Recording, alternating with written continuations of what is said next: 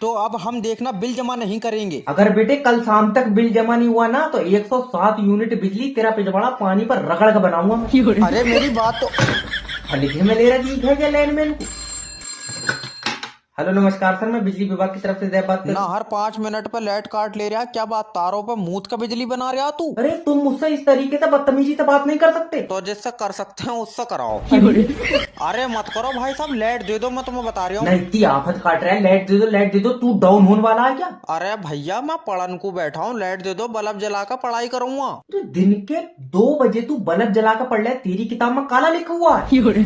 अगर भाई साहब देखो लाइट नहीं आई तो बिल भी जमा नहीं होगा, भूल जाओ फिर। तो कनेक्शन घटेगा बेटे फिर तेरा। अरे मैं बिल जमा नहीं कर पाऊंगा, मेरी कल सैलरी आई है और आज खत्म हो गई। कल आई आज खत्म हो गई, क्या बात सीधे नोटी खाई है तू?